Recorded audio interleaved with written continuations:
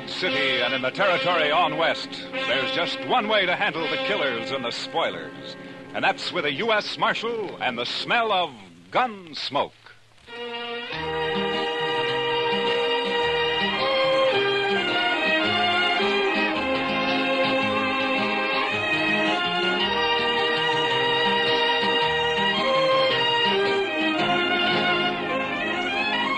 Gunsmoke, starring William Conrad. The transcribed story of the violence that moved west with young America.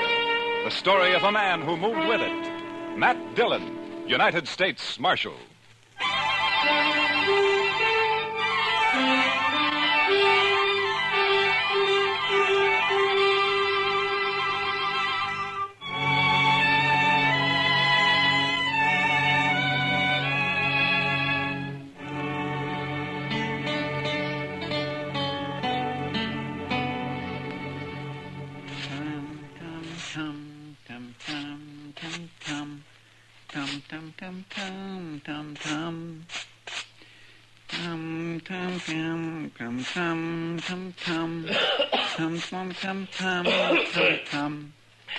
Chester, do you have to do that? You're just stirring up a lot of dust. Well, cleanliness is next to godliness, Mr. Dillon. Yeah, I know, Chester, but all you're doing is getting it off the floor into the air. Man can hardly breathe in here.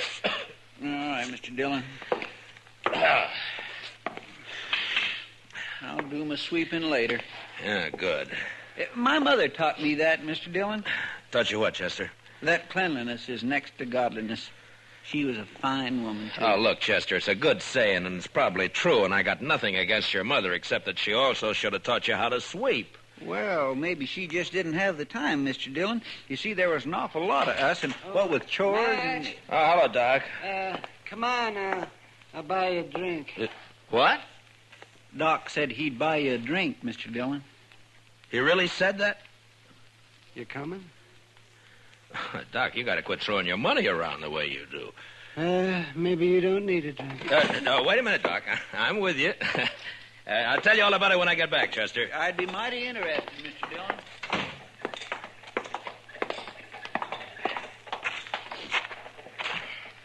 Oh, sure be glad when it gets winter again. Why, Doc? You'll just complain about the cold, huh?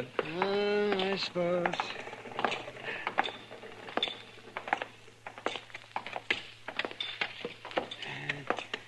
You go sit with Kitty, Matt. I'll bring a bottle of Irish over. Okay, Doc.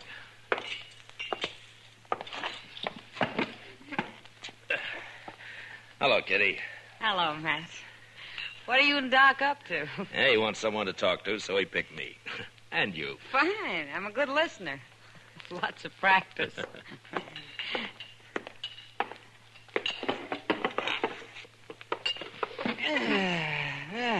Nice. You like Jameson's, don't you, Kitty? Sure, Doc. What are we celebrating? Let's see here. We'll drink to a fella that you don't know. Cain Vestal. Well, here's to him. Yeah? Here's to him. Yes, he'll be dead in a couple of months. What? That's what I told him. What do you mean, Doc? Well, I'm not the only one who's told him that. I'm just the last. Well, who is this Cain Vestal, Doc? Oh, he's just a fella. Came in on the train last night, leaving for Arizona tomorrow. Huh? That's where he's going to die, in Arizona. He's a musician. He plays the guitar, he tells me. Well, how's he going to die? Consumption. He's got it bad. I'm the last doctor who's going to ask about it, he says. Poor fella. Yeah, the climate out there keep him going for a little while longer. I don't know. He's such a sad man for some reason. Well, who wouldn't be, Doc? No, Kitty. I think Cain's been sad for a long, long time. He's a very nice fellow, too. Nothing can help him, huh? No, nothing. You know, it's a funny thing, Doc. I'm just sitting here thinking. Sometimes you have to tell men they're going to die. Sometimes I have to. Yeah, that's right, man. Oh, say, there he is. See that fellow with the car there? He just came in. Oh. Yeah, I don't think he knows anyone around here. You mind if I ask him over? Well, sure. your party, Doc. Oh, good. Kane? Kane? Over here?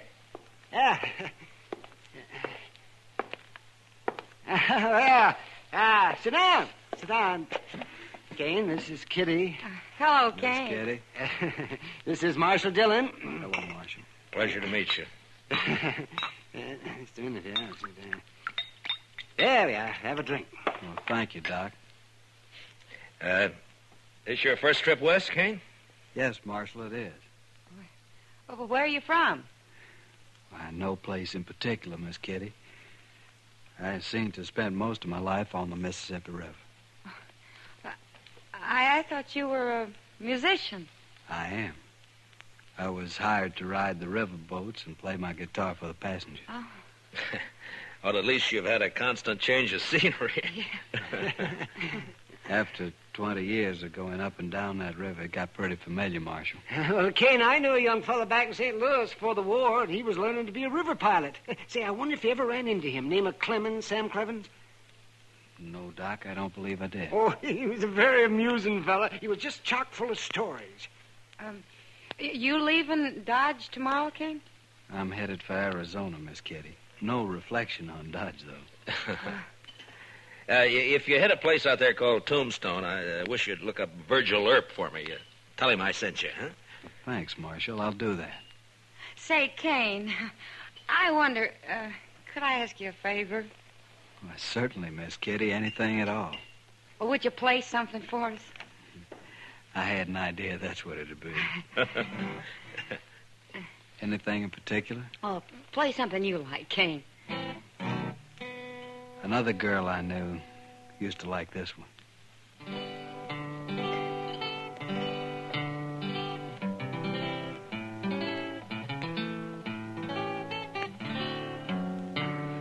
Nice.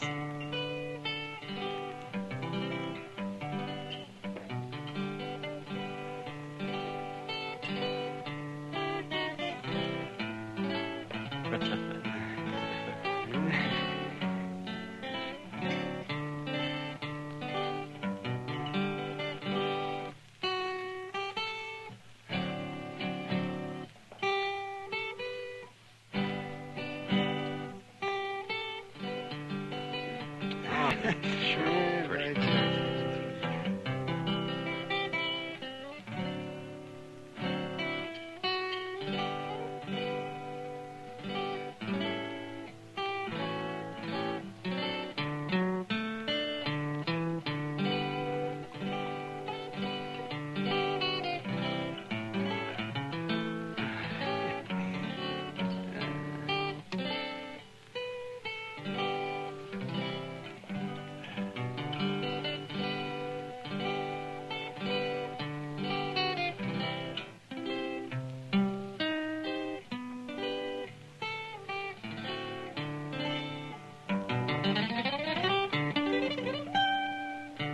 Oh, say, fine, that Kane, was just very fine. pretty. That was Thank you, Miss Kitty. I wish you were going to stay here a while.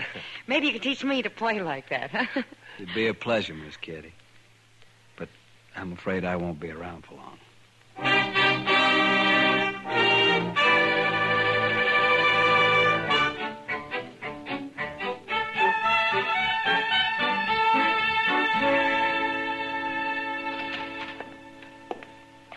Morning, Mr. Dillon. It's noon, Chester. Yes, sir, I know, but you went off with Doc yesterday, so I figured I had a little time coming today. Well, that depends on how you spent it. Now, if you've been gambling, I am... Now, Mr. Dillon, you know I never gamble. No, sirree. I was out helping a fellow learn to shoot a six-gun, that's all. Now? You mean there's a man in Dodge who doesn't know how? This fellow don't. Never had one in his hand before. He's a musician. What? Plays the guitar, he told me. You mean Kane? Kane Vestal? Yes, sir, that's his name. Nice a fellow as you'd ever want to meet. Yeah. But he was supposed to leave on the stage this morning. And what's he done with his six-gun anyway? Well, I don't know, Mr. Dillon. He just come by here early this morning and asked me if I'd teach him. Now, where'd he get the gun? Said he'd just bought it. Anything wrong, Mr. Dillon? No. It just doesn't add up somehow, that's all. Oh, well, he won't cause any trouble. He's not the sort. You never know, Chester. No, sir. And my Kitty looks pretty this morning. She's got a yellow parasol, Mr. Dillon. Kitty? Oh, I think I'll go see her for a minute. I'll be right back, Chester. Yes, sir, Mr. Dillon.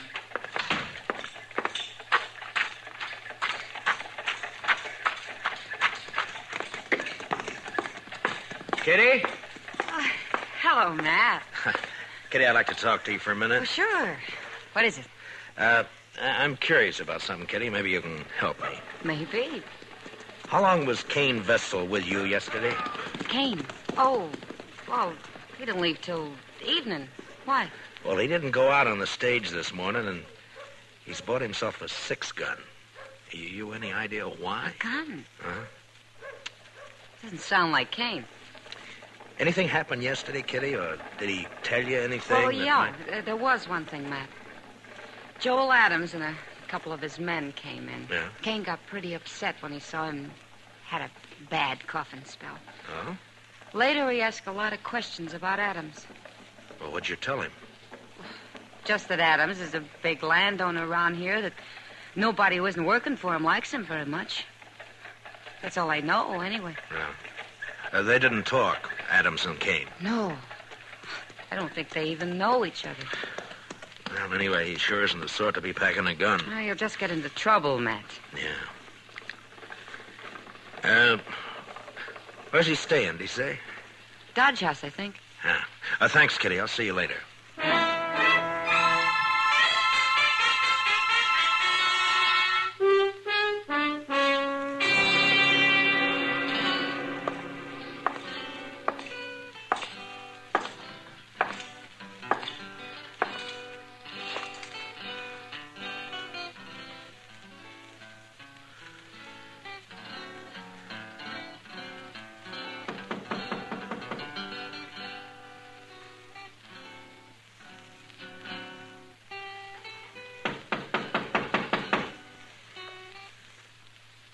Come in.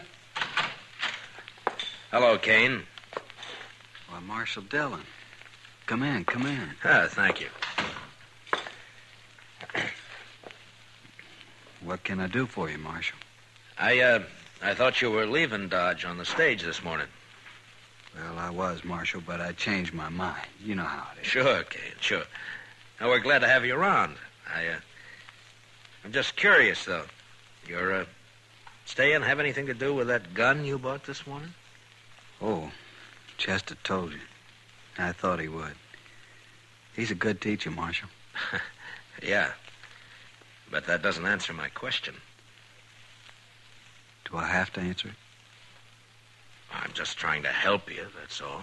Yeah, I appreciate that, Marshal, but I'm afraid there's nothing you can do. Look, Kane, you're new in this country. A man like you just can't pick up a 6-gun and call himself a fighting man. Not and expect to live through it. I certainly lay no claim to be a fighting man. Then why did you buy that gun? There's no law out here against a man having a gun, is there, Marshal? No. But any man who carries one is expected to use it when the time comes. You'd be a lot safer without one.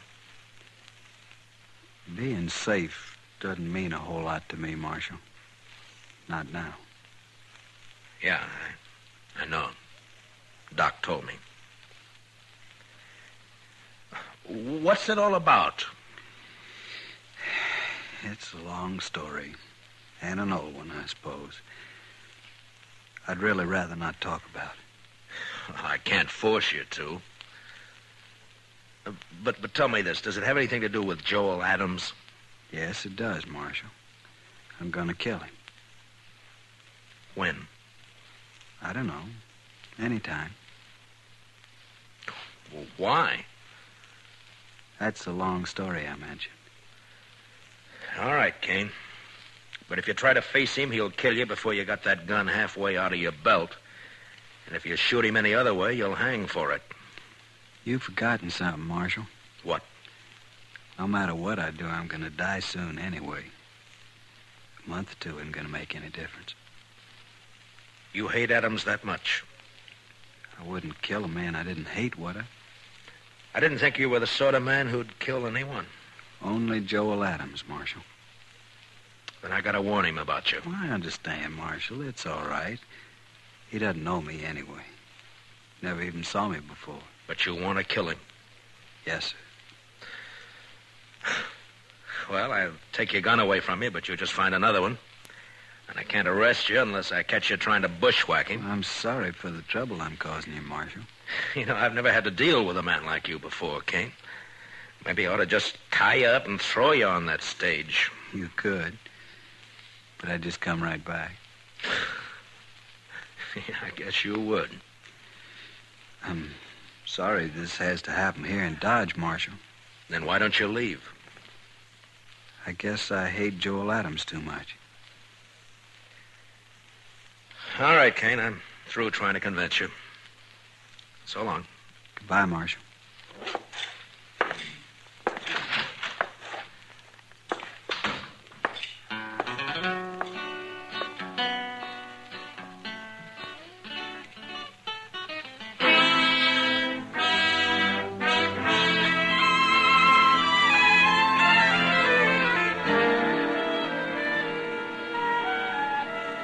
I never heard of Kane Vestal, Marshal, and I never saw him before last night. You must have known him somewhere, Adams. You're trying to make me out a liar, Marshal. I'm trying to save Kane's life and yours, maybe. Oh, he ain't gonna shoot me. I'll kill him first time he looks sidewise. Maybe you won't see him. Oh, shoot me in the back, eh? Well, in that case, In that case, what? Why, nothing, Dillon, nothing. Forget it. If Kane's shot in the back, you'll be the first man I take in, Adams. I don't even know him. Why should I shoot him? I'm only warning you. Well, just leave me be, Marshal. I can take care of myself. See that you do, Adams, and only yourself. Why, sure, Marshal. Only I don't much like the idea of some stranger gunning for me. Makes me sort of uneasy. There must be some reason for it. Don't start it again, Marshal. Ain't no reason. I know you've led a blameless life. You never hurt anyone. I've did you, told Adams? you twice There are now, men Dillon. around here who'd shoot you on sight if they thought they could get by with it. I don't think you were ever any good, Adams, so don't tell me Kane's got no reason. I don't You're believe it. pushing me now, I'm tired of Marshal. your talk, that's all. Maybe it's true you don't know him, but he sure knows something about you. Well, then he'll wish you didn't. That's all I got to say. Well, just keep out of his way. Give it a little time, and maybe there won't be any killing at all. Why, sure. All the time in the world. All right, Adams. I've done all I can. Just don't worry about me. I'm not. Then goodbye, Marshal. Goodbye.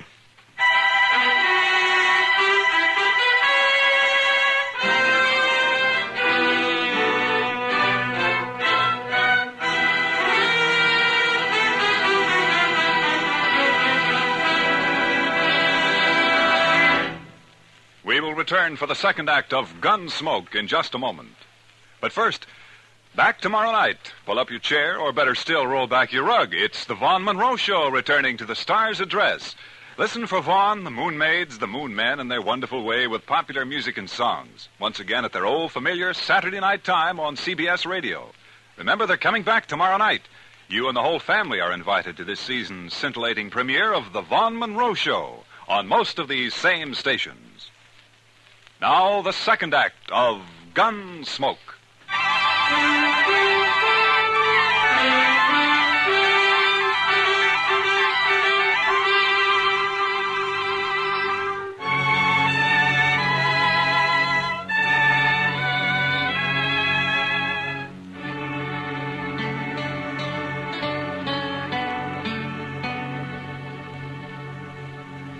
Sure is quiet around town tonight, Mr. Dillon.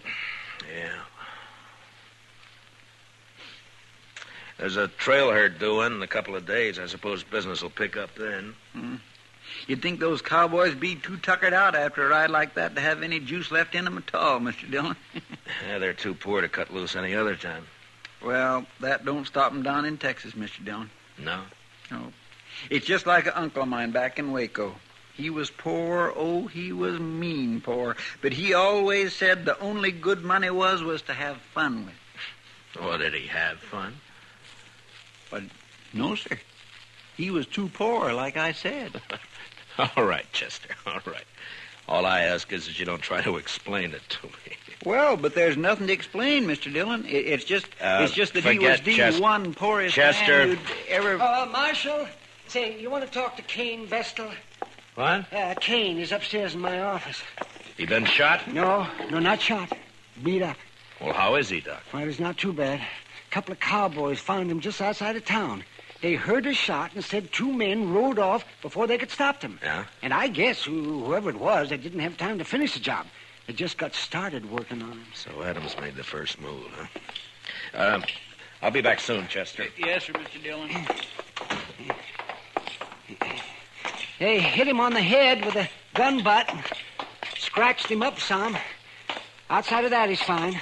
It's still assault, even if they didn't kill him, Doc. Yeah, I suppose it is. Anyway, they took a shot at him when they heard those riders coming along. Went right through his coat. Yeah. They probably think he's dead. So that's where you went, Doc. I might have known. Didn't even give you a chance to use that gun, did he, Kane?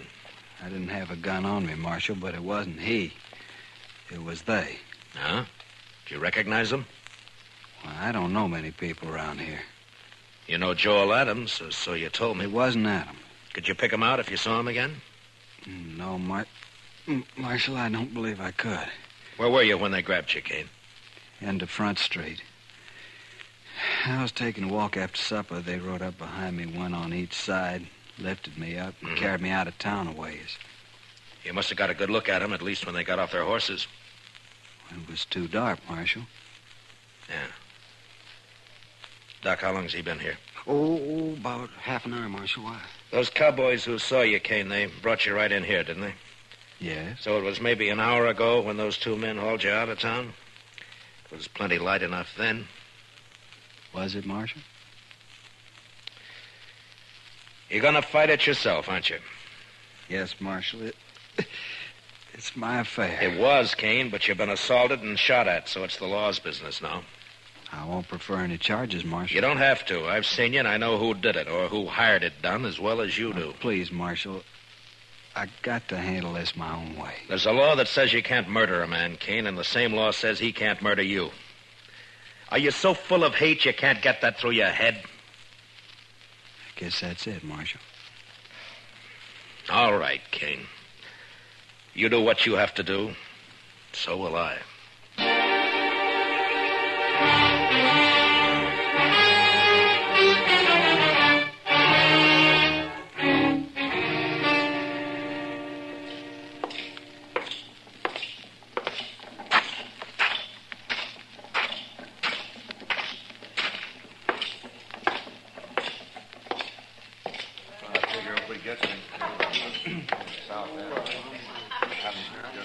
Hello, Adams. I've been looking for you. That's late, Dillon. Can't you see me tomorrow? It's not even midnight. That's early for you. You see how this marshal's always trying to get me on the prod, boys? These boys of yours play pretty rough themselves, Adams. Meaning? Didn't they tell you Tell me what? what they did to Kane Vestal? They did not kill Kane Vestal, and you can't prove it. No, Adams, I can't. Kane isn't even dead. What? You know, I'm curious, Adams. Why'd you think he might be? Why, somebody said he got himself hurt. Joel Adams. You arranged this, Marshal. You know I didn't. Who is he? What does he want? Hello, Joel Adams. Don't strain yourself so you don't know me. Who are you? Kane Vestal. But my name doesn't matter. What are you haunting me for? I never saw you before in my life. That's true. You didn't. But we had a friend in common once. A friend? Who? Julie Travis. What about Julie? You were a riverboat gambler then, Adams, and you had money and fine clothes and a way with women, especially young girls. Julie was only 16 at the time. Never mind all that. So she went away with you to be married, you told her. Oh. I think I guessed the rest. You wanted to marry her, but I got her instead. Is that it? That's it, Adams. That's exactly it. Oh, now I thought you really had something on your mind, Vestal. Well, all right, why don't you get out of here and quit bothering people while you can still walk? Julie killed herself, Adam. She committed suicide. What? You didn't know that, did you? Well, it's got nothing to do with me. Because you never married her after all. It was just a year after you abandoned her in New Orleans. I think it has a lot to do with you, Joel Adams. What are your plans, mister? I see you got a gun in your belt. Gonna kill you. Oh, so? When? Now. Right now. All right, Vestal, draw. Leave the gun where it is, Kane. One thing I always promised myself, Adams. Someday I'd spit in your face. Why, you...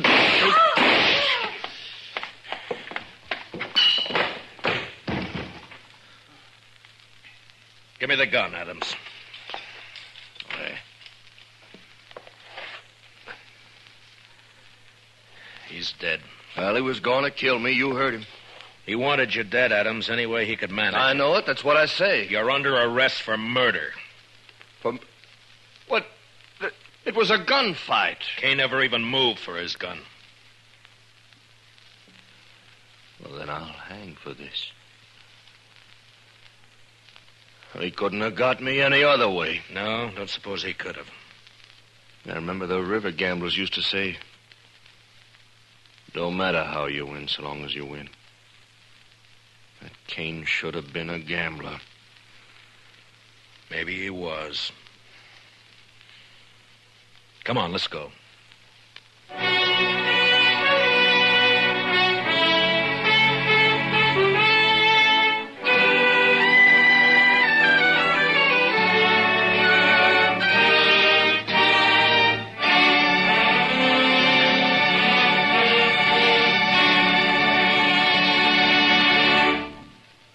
Gunsmoke, transcribed under the direction of Norman Macdonald, stars William Conrad as Matt Dillon, U.S. Marshal. Tonight's story was especially written for Gunsmoke by John Meston, with music composed and conducted by Rex Corey. Featured in the cast were Harry Bartell with Georgia Ellis and Larry Dobkin. Parley Bayer is Chester, Howard McNear is Doc. Clancy Cassell speaking. Join us again next week as Matt Dillon, U.S. Marshal, fights to bring law and order out of the wild violence of the West in Gunsmoke.